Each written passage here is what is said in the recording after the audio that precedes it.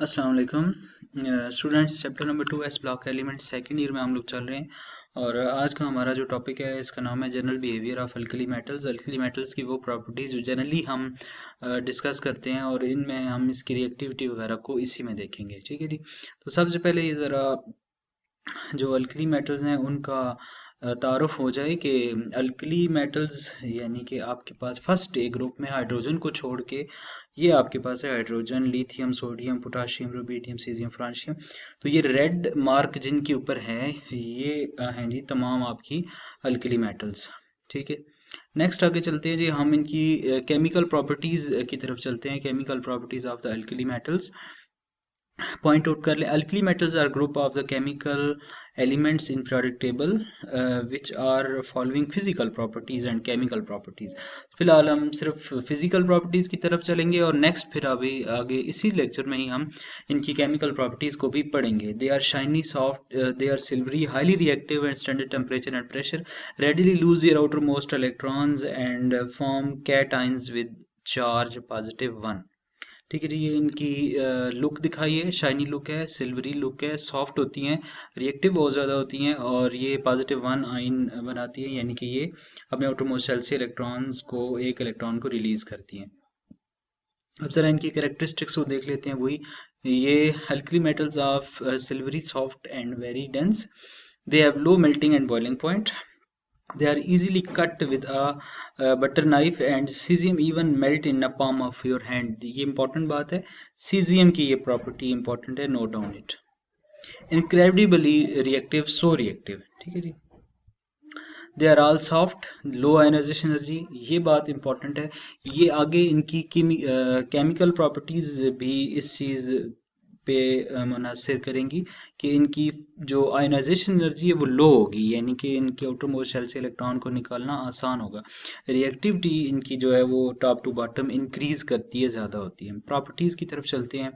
वही white metals हैं, silvery touch होता है इनका, लो डेंस होती हैं because of large size, increase moving down from the group, low melting and boiling point of the alkali metal because of the weak metallic bonding present of the electron in the valence shell। outermost shell में electron easily निकाला जा सकता है, week होता है, इसलिए week metallic bond इनमें पाया जाता है जिसको ब्रेक करना आसान होता है जी। वैसे ही हम नेक्स्ट आगे चलते हैं जी। they can easily be cut with a butter knife and cesium can even, ये बात पहले भी डिस्कस कर चुके हैं, ये लो रिएक्टिविटी होती है इनकी और so the reactive that they must stored in a special solution of container to prevent the unintended reactions. यानी जैसे कि आप सोडियम की एग्जांपल लेना, तो सोडियम को आप इजीली जो ही आप हवा के साथ उसका इन कांटेक्ट करते हैं तो हवा में मौजूद नमी के साथ फौरन उसका रिएक्शन हो जाता है दे और सोडियम स्टार्ट्स बर्न, बट वो हम उसको उस रिएक्शन से बचाने के लिए हम उसको तेल यानी ऑयल के सोल्यूशन में डिप करके रखते हैं। इंटरेस्टिंग फैक्टर्स देखते हैं। Because they are so reactive with air and water so generally stored in eye, ये बात मैंने बताई आपको। Caesium and radium rubidium are use to make the atomic clocks. ठीक है जी, ये इसका यूज हो गया। Sodium and potassium both play an important role in biological life on earth. Sometimes caesium is spelled caesium, यानी इसके स्पेलिंग कुछ इस तरह से भी लिखे जा सकते हैं, ये इनकी इंटरेस्टिंग बात होगी। नेक्स्ट आगे चलते हैं जी। सो हमारे पास नेक्स्ट जो है ये इनकी इंपॉर्टेंट प्रॉपर्टी, यहाँ से हम टर्न करेंगे टू द केमिकल प्रॉपर्टीज। तो हमारे पास पहली केमिकल प्रॉपर्टी है कि they are all good reducing agents. अब ये रिड्यूसिंग एजेंट क्या होता है? सबसे पहली बात ये ना कि रिड्यूसिंग एजेंट की डेफिनेशन आपको पता होनी चाहिए। Reducing agent is an element और compound that loses electron to an electron recipient in a redox chemical reaction। Recipient का मतलब है वसूल करने वाला, यानी ये अपना इलेक्ट्रॉन इजीली डोनेट करते हैं, निकालते हैं अपना इलेक्ट्रॉन और दूसरे को दे देते हैं। जब ये इलेक्ट्रॉन दूसरे को देते हैं तो दूसरा इनका इलेक्ट्रॉन इजीली एक्सेप्ट कर लेता है। सो जो एलिमेंट अपने इलेक्ट्रॉन अपने अंदर से निकाल के दूसरे को दे दे उसको बोलते हैं रिड्यूसिंग एजेंट। तो ये खुद रिड्यूसिंग एजेंट हैं, दूसरे को इलेक्ट्रॉन देते हैं। सो ये देखिए मैंने आपको एक जनरल एग्जांपल भी दिए कि आपके पास कोई रिड्यूसिंग एजेंट है वो इलेक्ट्रॉन लूज करता है, ठीक है, और जो ऑक्सीडाइजिंग एजेंट है वो इलेक्ट्रॉन गेन करता है। ठीक है जी। उसके बाद ये आपके पास दोनों को मैंने एक्सप्लेन किया। Alkali metals are powerful reducing agent. अब यही बात हम जनरली पहले डिस्कस कर रहे थे रिड्यूसिंग एजेंट वाली, अब हम यही बात अल्कली मेटल्स के लिए यूज करेंगे। Alkali metals have low ionization energy, removal of single valence electron, दो so they are powerful reducing agents, so called the electron gain to with a compound of the d block and frequently paramagnetic। आसान सी बात है कि इनकी चूंकि ionization energy कम होती है, हम पिछले पॉइंट्स में डिस्कस कर चुके हैं, यानी इनके आउटर मोस्ट शेल से इलेक्ट्रॉन को निकालना आसान होता है, तो ये अपना इलेक्ट्रॉन इजीली निकालते हैं और दूसरे एलिमेंट को ट्रांसफर करते हैं, तो इसलिए they are all powerful reducing agents. Next आगे इसकी reason, alkali metals are good reducing agent, have one valence electron which they lose to attain stability। अपना outermost shell से एक इलेक्ट्रॉन लो आयनाइजेशन एनर्जी के साथ निकाल के ये खुद स्टेबल होना चाहते हैं, they have so they themselves undergoes the oxidizing reduction and good reducing agent। ये बात हो चुकी है जी। अभी आगे चलते हैं। आगे जी reactions of alkali metals, why their reactions are so easy, यानी अल्कली मेटल्स जो भी इनके रिएक्शंस बड़े आसान होते हैं। क्यों होते हैं जी? There are shiny reactive metals, good standard temperature and pressure, अपने आउटर मोस्ट शेल से एक इलेक्ट्रॉन निकाल के पॉजिटिव वन स्टेट में आयन बनाती हैं। All alkali metals with water heavier alkali and reducing to the vigorous charge one. ठीक है जी।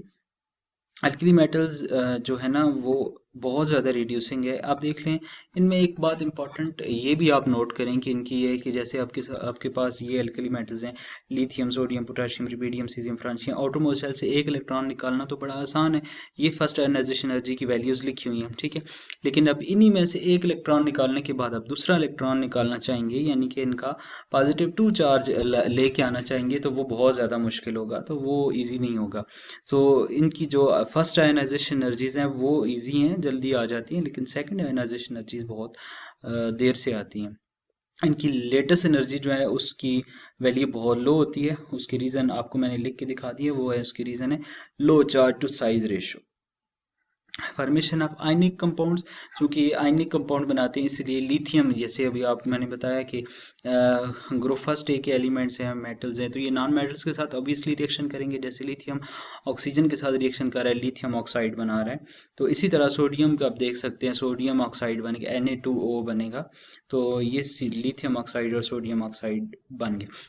बात करते हैं रिएक्शन विद वाटर, तो वाटर के साथ तो इनका रिएक्शन बहुत ज़्यादा विग्रस होता है, बहुत ज़्यादा वायलेंट रिएक्शन होता है, ठीक है। Alkali metal react with water to produce the heat, hydrogen gas and corresponding metal hydroxide. सिर्फ इतना याद रखें कि इनको अल्कली मेटल बोलते हैं ना, मतलब कि इनको आप बोलते हैं कि अल्कली बनाते हैं, बेस बनाते हैं, तो वाटर के साथ जब इनका रिएक्शन किया जाता है बहुत ज़्यादा विग्रस रिएक्शन होता है, बहुत तेज़ किस्म का रिएक्शन होता है। जो रिएक्शन होता है उसके नतीजे में क्या बनता है, एक बेस बनता है और एक हाइड्रोजन गैस बनती है जो कि रिलीज हो जाती है, और मे बी इनके रिएक्शन के एंड पे आग लग जाए, इग्निशन हो जाए, फायर एक्सप्लोजन हो जाए, और ये रिएक्शन बहुत वायलेंट होते हैं।